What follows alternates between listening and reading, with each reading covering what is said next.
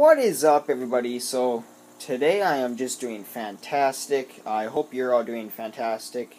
And I just kind of want to bring a quick update on my aquariums and kind of just, some tips among, my update and just telling you, some things that, I like to do with my aquariums and what I think you guys should do with your aquariums. So let's get started. So number one, and I left this kind of just to show you guys, I'm going to have to trim this up.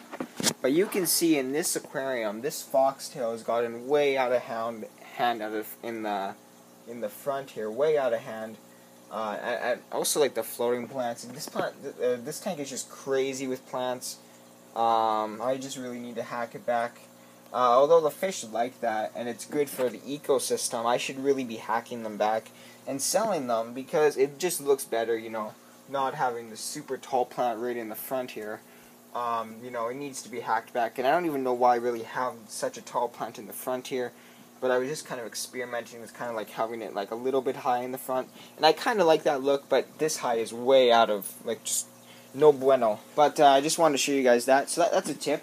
You don't really want to have super tall things in the front, because that kind of takes away from the scape. I mean, unless you like that, but in my opinion, it's better, having the higher or the taller plants in the back. Second tip, I'm going to try and do like a tip per tank. I'm not sure if I can do that though, but this tank, I got lots of airflow going on in here, and air in the aquarium. Number one, it helps with just, oxygenation in the aquarium, and like, all the gases that, the plants, the fish need, etc. It also, you can see how I have this baby tank in here, baby angels, and water can get trapped here and kind of get stagnant, so it's good that I got this airflow here, which is creating water flow. Getting, that nasty water. It's not really nasty now because it's continually being moved. But if it wouldn't be being moved, that water would kind of get stagnant. So that's good that it's getting that moved as well. Same in this baby tank. You want lots of flow. And another tip for this baby tank, this is a small amount of water. I can't have a filter on here, else the babies are going to get sucked up. So I'm really relying on, gas exchange to kind of like release some of that ammonia in the water. So I need to be on top of water changes in this tank so that my babies don't die. I literally had another one here, and most of them died because I didn't do a water change. I got lazy. Things happen. I'll get another spawn in a week, but it kind of sucks.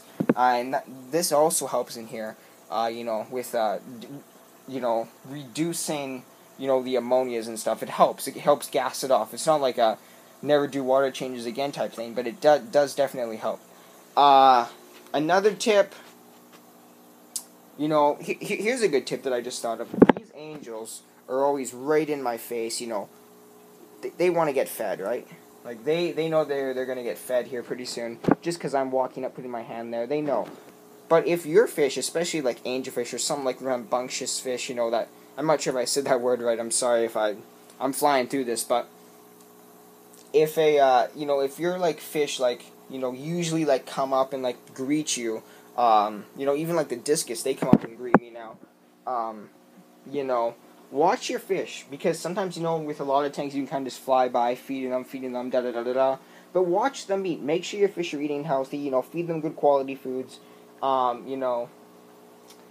because if you don't watch them, you don't know what's happening. And, a fish could, be not eating, might be getting sicker and sicker by the day. One day it's floating and you don't know what happened, right? So really watch your tanks. And that's kind of something that I don't really do, Sometimes, it's super busy, I'm not really watching them. And watching them is so key.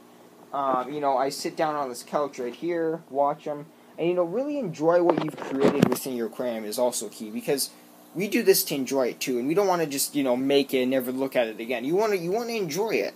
Another tip, there's thermometers. There's one in the back there floating. It's behind the plants. I'm not sure if you can. It's like right underneath the filter there. Use thermometers. Keep an eye on your thermostat in the aquarium.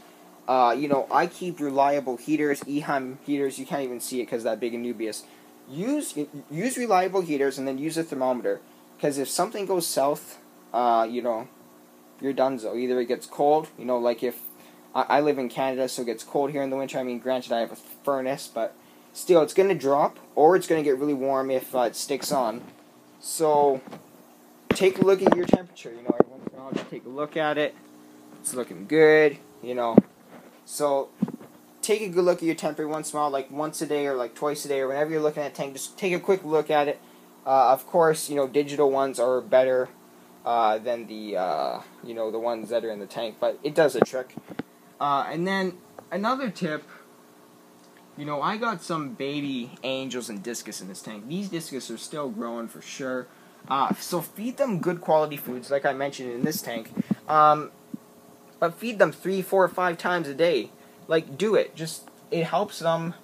You know, you don't need to feed them as much, but you can feed them more often during the day, which helps. Or you can do like 2 big feedings or 3 big feedings. But feed them as often as you can. You know, obviously if you're going to do like 5 times a day, you know, don't do as much. Or just do huge water changes. But, you know, because they're growing, and the more they eat, the more they're going to grow. The better water changes, the better they're going to grow. Which is kind of something I'm slacking lately, is water changes. Just because I've been at my dad's and I'm at school now and da-da-da-da.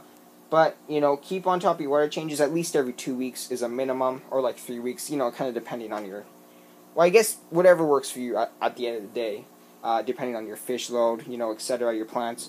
Because every tank is different. So, yeah, just, you know, and then also, like, appreciate your fish, look at them, make sure they're being healthy. Like, right now, I'm just looking at them. They're looking good, they're looking good. So, yeah, and then another tip. Ooh, 2 more tanks to go, folks. I've probably done enough tips by now, but, I kind of like this flow as I go type deal here. So, let me know if you like this video as well. Where to begin on this tank? This is a shrimp tank with a ton of random plants floating. I think random plants in the tank, you know, especially for like little breeding tanks. This tank isn't meant to look good. Sure, I have kind of a few like, you know, not so good looking plants up there. But if you have a shrimp tank or something, throw all your cuttings in there. They love that. They absolutely love that.